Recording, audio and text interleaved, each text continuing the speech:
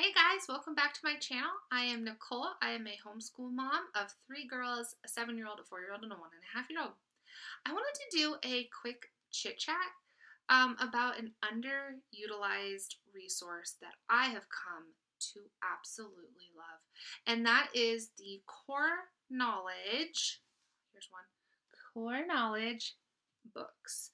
Oh my gosh, I love these. These are core knowledge, not to be confused with Common Core, which a lot of homeschoolers don't love. Um, core knowledge, I literally can't say enough good things. This I do not use as a spine at all, and I don't use this as a uh, I don't even know. I don't. This is just this I use as a supplemental. So this is supplemental, and this is the youngest one I have. It might be the youngest one they have.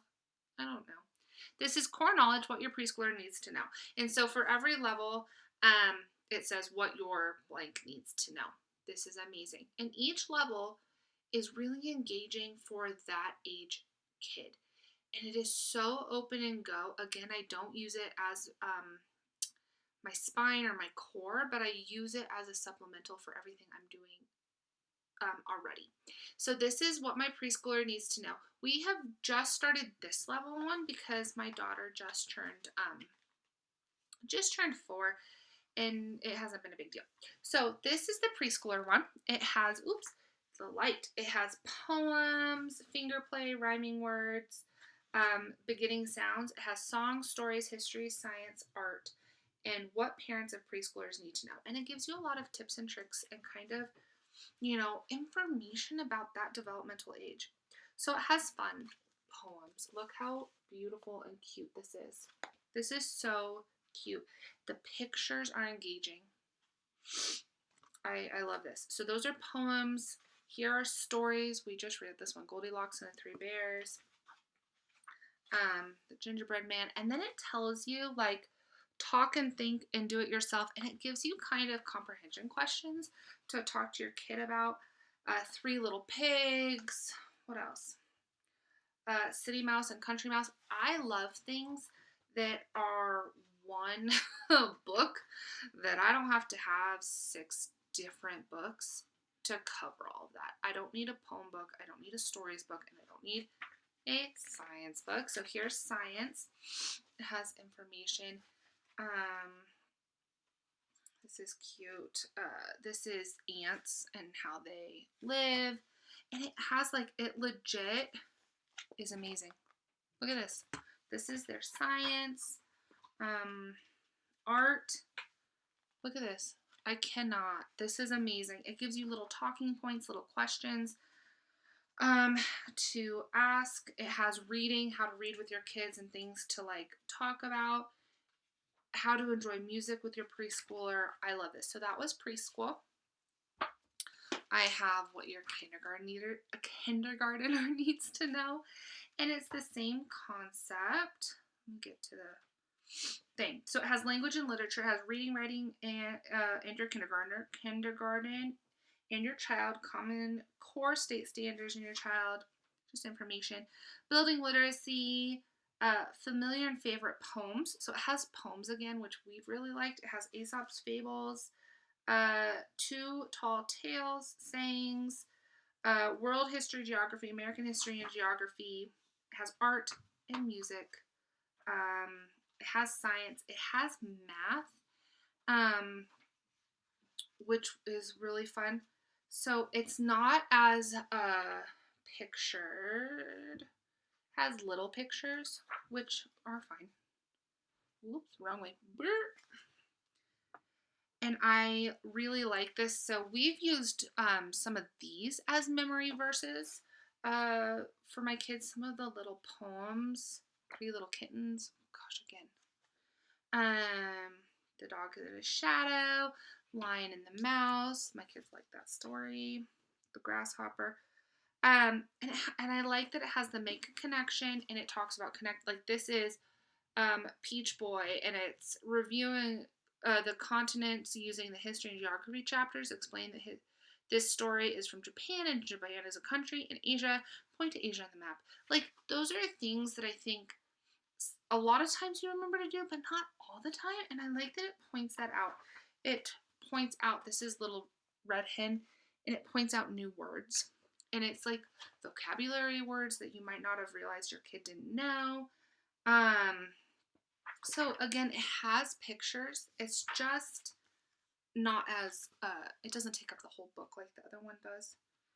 It has history and geography, which is awesome. Just very basic. Gives them things to understand. It shows you the shapes of the continents, etc.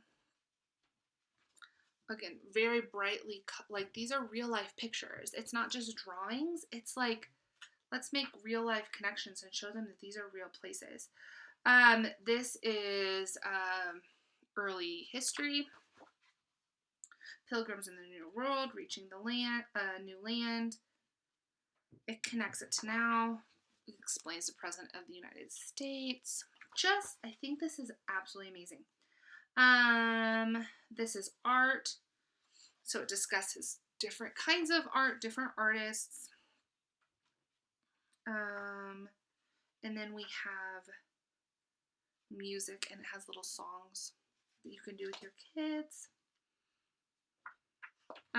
Patterns and classifications. It's a really good guide because to kind of know what your kid needs to know, because it's kind of intimidating to homeschool. Y'all know that. It's intimidating. Here's measurements, and it has it explains it to you. It explains what your kid is going to need to know. I don't know. I just really like that. I like having a little bit of a guide. I go on my state standards site every once in a while, but I don't love how it's laid out. Here's science. And this, wind. This is just, this is awesome. Recycle. It's just a little bit of everything they need to know for that grade level. We have first grade. This is the one we are currently really working on. It has the same thing. So it has literature. It talks about how to help your kids learn to read. Again, comprehension, questions, pictures, still super colorful. Right now, we're working on history and geography with this in prep for second grade. And so we're learning about Egypt. And how awesome is that? Ancient Egypt. There's religions. That was a little glary, sorry.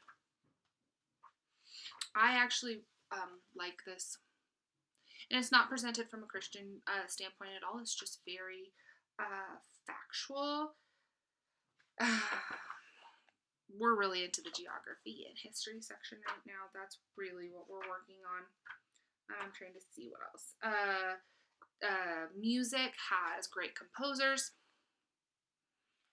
So it's really engaging. I let my kids, oh look, ballet. My 4-year-old loved this one. We talked about the Nutcracker ballet.